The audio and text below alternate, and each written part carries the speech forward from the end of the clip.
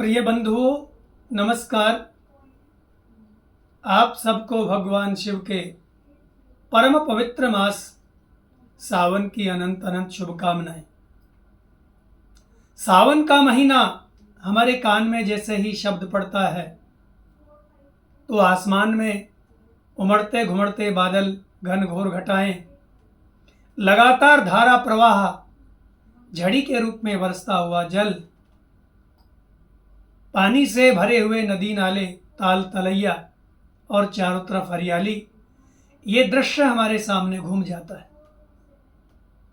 सावन का महीना निश्चय ही भगवान शिव का परम पावन मास है। आकाश को धर्मशास्त्र में पिता और धरती को माता के रूप में बताया है। आसमान अपना कृपा प्रसाद वर्षा के रूप में बरसाकर धरती माँ की गोद से सभी प्राणियों के लिए अनंत प्रकार के अन्न, फल, शाक, मूल इत्यादि पैदा करता है। सावन का महीना और सावन में भी सोमवार निश्चय ही एक बहुत ही पुण्यमय अद्भुत संयोग है। सावन के महीने में भगवान शिव का जलाभिषेक, रुद्राभिषेक करना बहुत ही पुण्यकारी माना गया है। पूरे सावन मास में भक्त लोग भगवान शिव को रुद्राभिषेक करते हैं। मंदिरों में भगवान शिव की पूजा के लिए भक्तों की सदा भीड़ देखी जाती है। सावन के महीने में शिवरात्रि आती है। बहुत सारे लोग शिवरात्रि का व्रत करते हैं और बहुत सारे भक्त शिवरात्रि के साथ साथ सावन में आने वाले सोमवारों का भी व्रत करते हैं। ये सावन का महीना, इसके अंदर कावड़ यात्रा होती है। भगवान शिव के भक्त हरिद्वार आदि पवित्र तीर्थों से गंगा जल को कावड़ के रूप में अपने कंधे पर रख करके पैदल चल करके आते हैं और भगवान शिव को उसी गंगा जल से, यानी अपने पैदल चलकर की गई तपस्या से जो जल प्राप्त होता है, उसी जल से भगवान शिव का अभिषेक करते हैं।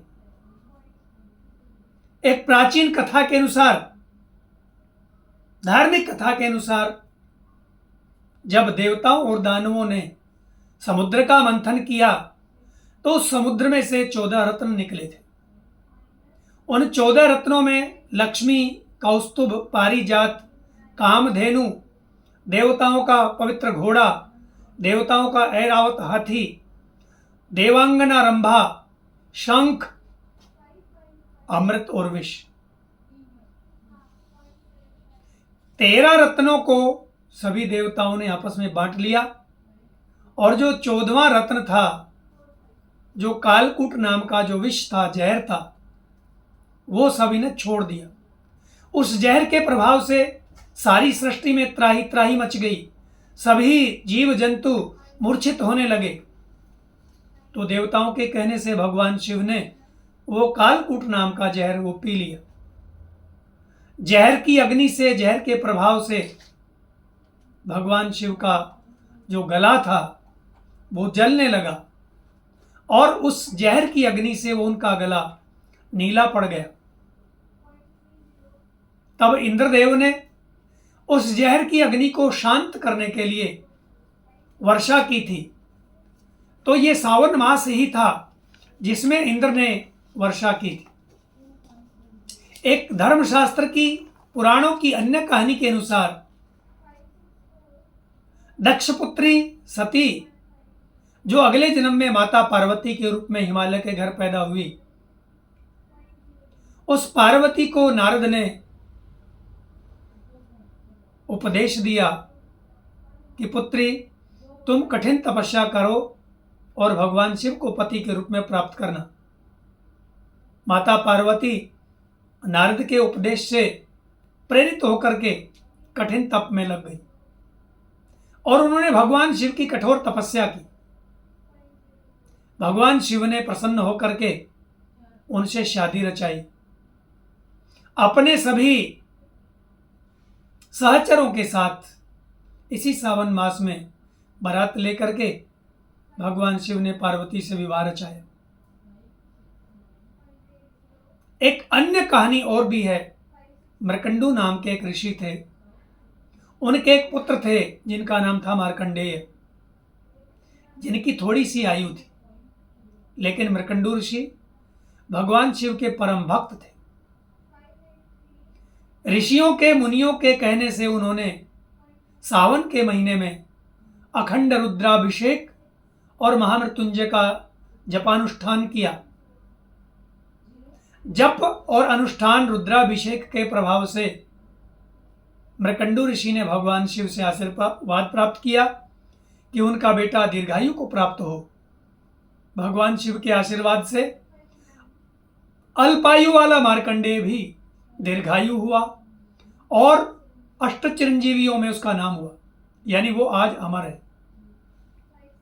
ऐसे हैं भगवान भोलेनाथ, जो अपनी कृपा प्रसाद से निश्चय ही अपने भक्तों का कल्याण करने वाले हैं।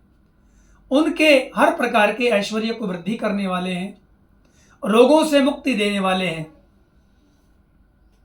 सावन मास में बहुत भक्त भगवान शिव का मिट्टी का शिवलिंग बना करके, जिसको पार्थिव शिवलिंग बोला जाता है, घरों में रुद्राभिषेक करवाते हैं।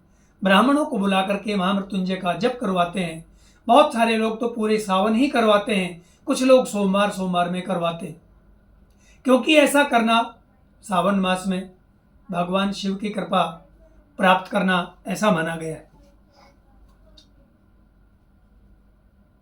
सावन मास चातुर्मास का एक प्रमुख मास है, यानी देवशयनी एकादशी से और देवोत्थानी एकादशी तक चातुर्मास होता है, जिसको हिंदी भाषा सामान्य भाषा में, अपनी क्षेत्रीय भाषा में चौमासा भी कहा जाता है।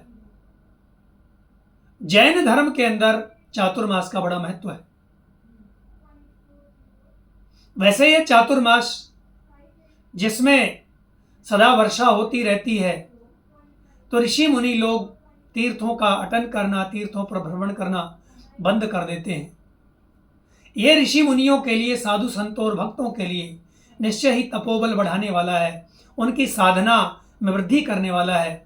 तो साधु संत एक स्थान पर रह करके निश्चय ही अखंड ध्यान, अखंड तपस्या के द्वारा भगवान शिव का सायुज्य प्राप्त करते हैं, भगवान शिव की भक्ति प्राप्त करते हैं और भगवान शिव से शक्ति प्राप्त करते हैं। अतः चातुर्मास निश्चय ही साधु संतों की भक्ति और तपस्या की वृद्धि करने वाला है।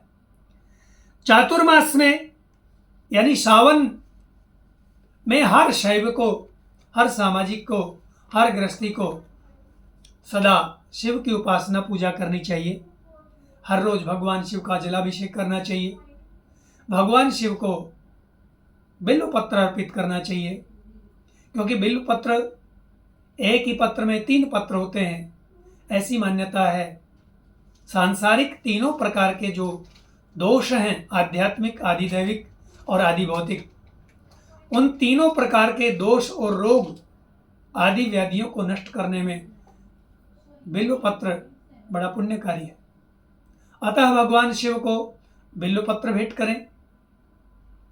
अर्क, भांग इत्यादि, धतूर इत्यादि भगवान को समर्पित करने चाहिए। भगवान शिव को केतकी का फूल नहीं चढ़ाया जाता, अतः केतकी आदि को छोड़ करके भगवान को अन्य प्रकार के फूल अर्पित करने चाहिए। नैवेद्य इत्यादि अर्पित करके आरती करनी चाहिए, भगवान का आशीर्वाद प्राप्त करना चाहिए। भस्म अर्पित करनी चाहिए। रुद्राभिषेक बैठकर करना चाहिए। लेकिन आजकल मंदिरों में इस प्रकार की कुछ व्यवस्था ऐसी हो गई है जहां बैठने की बजाय लोग खड़े होकर के ही अभिषेक करते हैं। जब तक अभिषेक हो तब तक ओम नमः शिवाय मंत्र का जाप या फिर महामृत्युंजय मंत्र का जाप अवश्य करना चाहिए। महामृत्युंजय जप सामाजिकों के वैवाहिक जीवन में प्रसन्नता लाता है। वैवाहिक जीवन की जो भी अवरोध हैं, किसी प्रकार की समस्याएं हैं, जीवन के जो रोग हैं, विद्यार्थियों के लिए बुद्धि बढ़ाने वाला, रोगों को हरने वाला, सुख ऐश्वर्य समृद्धि को बढ़ाने वाला, उसमें वृद्धि करने वाला, जीवन के जो भी अवरोध हैं उनको दूर करने वाला, ये महामृत्युंजय का जप है। अतः सावन के महीने में वैसे तो हमें जीवन में हमेशा ही भगवान शिव की उपासना करनी चाहिए, क्योंकि भगवान शिव आशुतोष हैं, औघड़दानी हैं। स्वयं के लिए वो कुछ नहीं रखते हैं, सब कुछ संसार को दे देते हैं, सब जीवों को दे देते हैं। हमें नित्य ही भगवान शिव की उपासना करनी चाहिए, और सावन के मास में तो निश्चय ही भगवान शिव हमारी मनोवांछित फल देने वाले हैं, हमारी सभी मनोकामनाओं को पूर्ण करने वाले हैं। ओम नमः शिवाय।